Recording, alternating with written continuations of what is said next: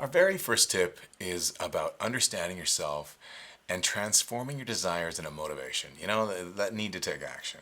So, you met Becky, and if you haven't, there's some video on Becky on the site, and you've heard about her struggles to regain her motivation, the drive to take the daily actions, to do the cardio, to lift the weights, to resist the sweets, the things that you really need to do to achieve the big goal.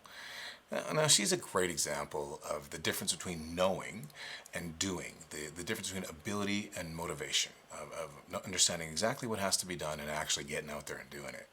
Well, so am I.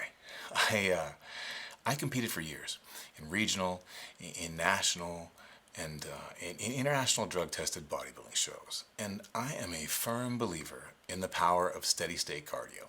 I have logged a lot of miles on a treadmill.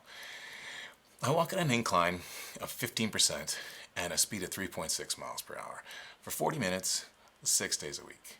The only time that I have for the treadmill is before my workday starts. And my workday starts at 5:30 a.m., which means that I'm either on the treadmill at 4:30 in the morning or it's not going to happen. And I've been doing this for a long time, on and off, because life gets in the way. And, about 10 years ago, it really got in the way.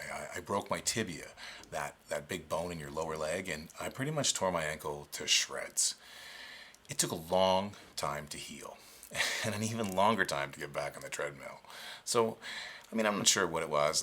I tried for months to get back on that treadmill, and, I think part of the problem might have been that I knew what to do, or maybe I was afraid to hurt my ankle, or maybe I couldn't do it again. I don't know. But there'd been so much time off, and I had this unrealistic idea of what it was like when I was in top condition, that every time the alarm went off, I'd think, oh, no, tomorrow, and I'd hit the snooze button.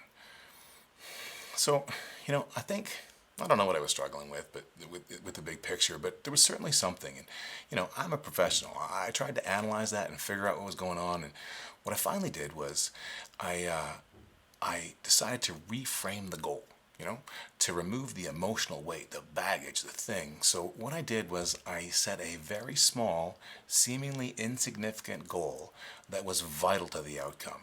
And, this is the idea of deliberate practice, and everything that we've been talking about, it ties in.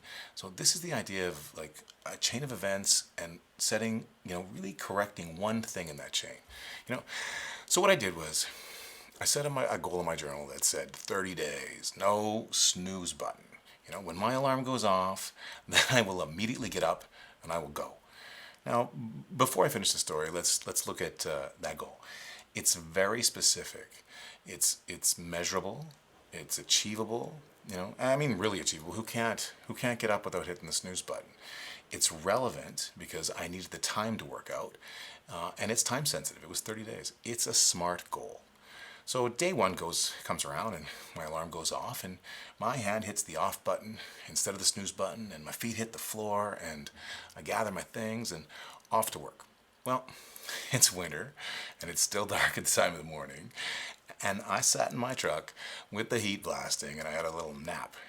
But later that day, I put a little tick mark beside my intention statement, and I acknowledged the win. I did what I said I was going to do. Now, day two comes along, and it's no different. And really, neither was day three. But day four, I'm sitting in my truck, and I'm thinking to myself how dumb this is. And I went inside, and I got back on the treadmill. Gently at first, but within a month of setting that little goal and acknowledging every time I stuck with it, I got back on my old routine. It's important to recognize those vital action steps, on the path to the outcome, on the path to the big goal. It's the little steps that matter. Now, the big goal is important. It's the reason we take the action steps.